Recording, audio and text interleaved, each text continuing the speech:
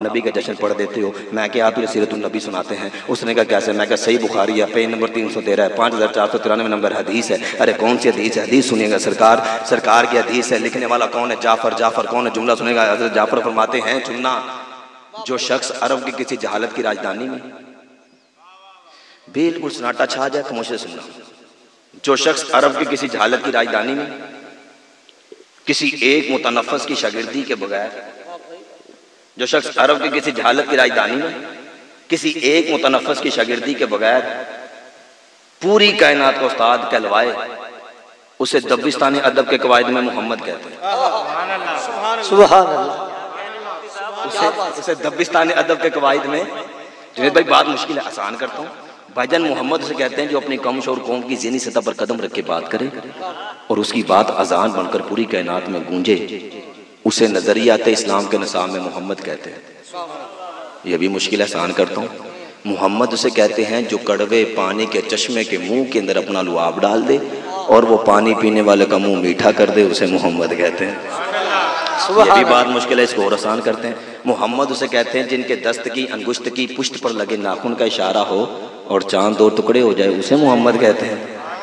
यह भी मुश्किल है, इसको और आसान करते हैं। भजन मोहम्मद उसे कहते हैं जिनकी जुल्फ का एक बाल हजरत अबू साले के घर में रह जाए और फरिश्ते रात भर जिसका तवाफ करें, उसे मोहम्मद कहते हैं। अल्लाह अल्लाह अल्लाह अल्लाह। यह भी बात मुश्किल है, इसको और आसान करते हैं। भजन मोहम्मद उसे कहते हैं जिनके कदम मुबारक जिस जमीन पर लग जाए और उनके कदमैन लगने की वजह से जो जमीन बाई से कसम बन जाए, उसे मोहम्मद कहते हैं।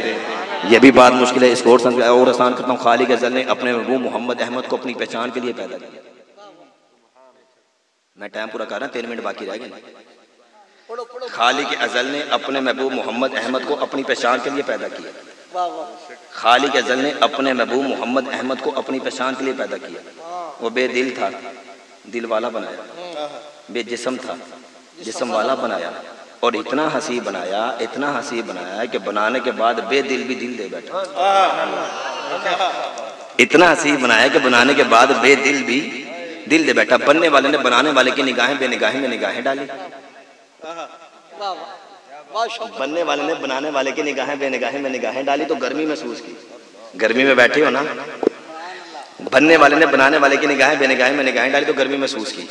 तो अल्लाह ने फरमाया मेरे महबूब के मुकद्दस बदन का पहला पसीना है, क्यों ना इकट्ठा करके कायनात बना ली जाए। अल्लाह ने फरमाया मेरे महबूब के मुकद्दस बदन का पहला पसीना, क्यों ना इकट्ठा करके कायनात बना ली जाए। अल्लाह ने हजूर के सर का पसीना लिया, अर्श बनाया। अल्लाह ने हजूर के सीने का पसीना लिया, लौह कलम कुर्सी को बनाया। अल्लाह ने हजूर के हाथों का पसीना लिया, मलाइका को बनाया। मैं पसीने से कायनात पढ़ने लगा हूँ।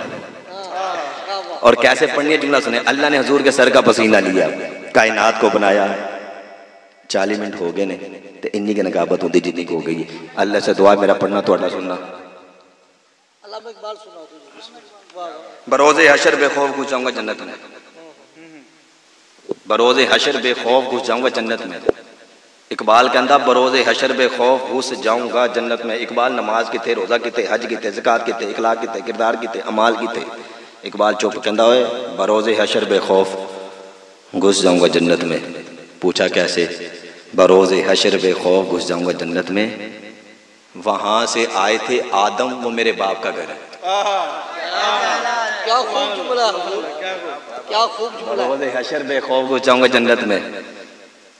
होने ना पल्ले पैरी हाँ हुण औखियां गल्लां ते हुणे तां मैं डोले मईए साने 4-4 में तुसीं कहना सुभान अल्लाह सुभान अल्लाह। कदी औखी गल ते भी बोलिया करो।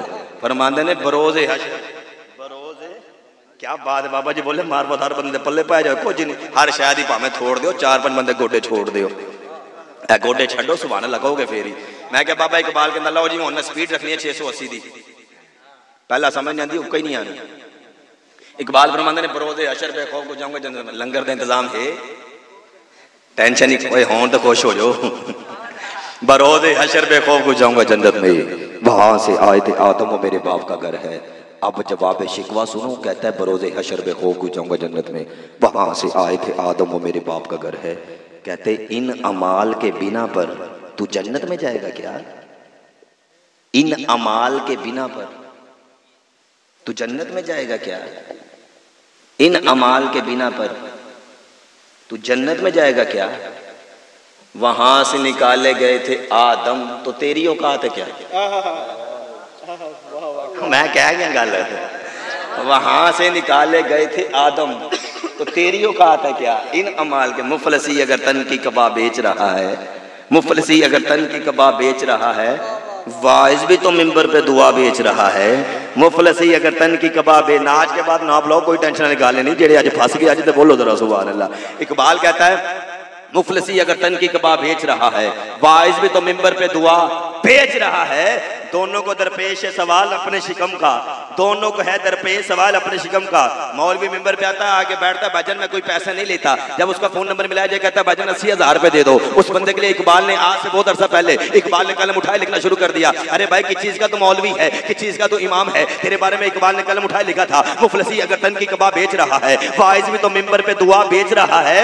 वह दोनों को दरपेश है सवाल अपने शिकम का, एक अपनी खुदी और एक खुदा बेच रहा है, एक अपनी खुदी और एक खुदा बेच रहा है, एक अपनी खुदी और एक खुदा बेच रहा है, एक अपनी खुदी और एक खुदा बेच रहा है। अब इकबाल कलम उठाता है, लिखना शुरू करता है। अब इकबाल क्या फरमाते हैं, जुमला सुनेगा। आइए उमर भाई अपने अंदाज के साथ पूरी पावर, पूरी फरख्तगी, पूरी शनाख्ती के साथ में जुमला पेश करने लगा हूं। अब अल्लाह जाने कौन सुनेगा, कौन समझेगा, कौन बोलेगा, कौन तमाशाई है, कौन खरीदार है, कौन घर से अमीर बनकर आया है, कौन मेरे मालिक का नौकर फकीर बनकर आया है। इकबाल ने कलम उठाया, लिखना शुरू किया। इकबाल फरमाते हैं मुफलसी अगर तन की कबाब बेच रहा है, वाइज भी तो मिंबर पे दुआ बेच रहा है। दोनों को दरपेश है सवाल अपने शिकम का, एक अपनी खुदी और एक खुदा बेच रहा है। अब इकबाल ने कलम उठाया, लिखना शुरू किया। इकबाल फरमाते हैं सुबहदार से बातिल को मिटाया हमने, नुए इंसान को गुलामी से छुड़ाया हमने, दश्त दश्त दरिया भी न छोड़े हमने, पहरे ज़ुल्मात में धुरा दिए घोड़े हमने। अगर ऐन लड़ाई में आ गया वक्त नमाज,